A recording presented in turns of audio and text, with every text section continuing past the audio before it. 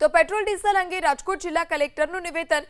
રાજકોટ જિલ્લાના 361 petrol pump પર પૂરતો જથ્થો હોવાની વાત કલેક્ટરે કરી છે। લોકોને ગેરમાર્ગે ન દોરવા જિલ્લા કલેક્ટરે અપીલ કરી।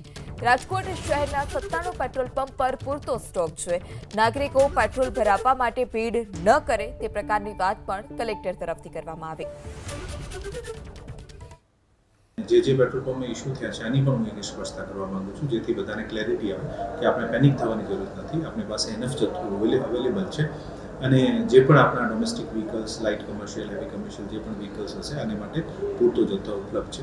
રાજકોટ જિલ્લામાં કુલ 361 પેટ્રોલ પંપ આવે છે અને આમાં HPCLના શહેરમાં 17 અને તાલુકા લેવલે 70 કુલ 87 પેટ્રોલ પંપ છે અને તમામ શરૂમાં છે। ગઈકાલે RMCના રેયા ખાતે જે પેટ્રોલ પંપ બંધ થયો છે આમાં RMC દ્વારા રોડનું ડિગિંગનું કામ ચાલતું હતું, આને કારણે બંધ કરવામાં આવ્યું છે।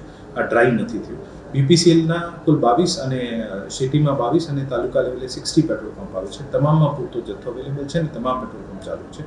IOCL કંપનીના કુલ સિટીમાં 29 અને તાલુકા લેવલે 79 પેટ્રોલ પંપ છે। તમામમાં પૂરતો જથ્થો છે। જે કે પેટ્રોલ પંપ આટકોટ ખાતે જે ગઈકાલે ઇસ્યુ થયો છે અને બેંક ખાતાની ભૂલના કારણે ટ્રાન્ઝેક્શન્સના ઇશ્યુઝના કારણે એજન્સી અને પેટ્રોલ પંપના વચ્ચે પેમેન્ટના ઇશ્યુના કારણે થોડી વખત ઇશ્યુ રહ્યો છે। પેટ્રોલ પંપ ડ્રાય નથી અને ત્યાં પણ અત્યારે જે છે સપ્લાય ચાલુ છે।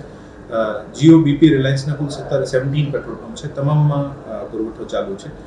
નાયરા કંપનીના સિટીમાં 19 અને તાલુકામાં 40 પેટ્રોલ પંપ છે અને જેમાં રાજકોટનો એક વિક્રમ પેટ્રોલ પંપ જે છે આ ટ્રાન્સપોર્ટેશનના ઇશ્યુના કારણે ડિલે થયું છે। બાકી આમાં પૂરતો જથ્થો અવેલેબલ છે। ઇમરજન્સી સ્ટોક પણ આપણી પાસે અવેલેબલ હતો। આ પણ અત્યારે તમામ પેટ્રોલ પંપ જે છે આ ચાલુ છે। શેલ કંપનીના શહેરમાં 6 અને તાલુકા કક્ષાએ 2 પેટ્રોલ પંપ આવે છે, તમામ શરૂ છે। હું આ વિગતવાર ડિટેલ્સ આને માટે આપું છું કે આપને બધાને ક્લેરિટી થાય કે આપણા તમામ પેટ્રોલ પંપ ઉપર પૂરતો જથ્થો ઉપલબ્ધ છે। કોઈ પણ પેનિક કરીને પેટ્રોલ પંપ ઉપર લાઈન લગાવવાની જરૂર નથી। આવનારા રાજકોટ જિલ્લાને જે છેલ્લા એવરેજ જે ડેલી અને વીકલી જે પુરવઠો મળે છે આ તમામ સરેરાશ એવી રીતે જ મળતો રહે છે અને મળે છે અત્યારે, જેથી આપણે કોઈ પણ પેનિક કરવાની જરૂર નથી। આ જે પેટ્રોલ પંપ ઉપર લાઈનો લાગતી હોય ને આ બધા ઇસ્યુ અફવા ઉપર ધ્યાન નથી આપવાનું। જિલ્લા કલેક્ટર કચેરી અને DSO કચેરી તરફથી જે માહિતી મળતી હોય છે આ માહિતી ઉપર વિશ્વાસ કરીને આપણે આગળ વધવાનું છે। મારી આપ તમામને ફરીથી વિનંતી છે કે એવી કોઈ પેનિક કરવાની જરૂર નથી અને પેટ્રોલ પંપ ઉપર લાઈનો લગાવવાની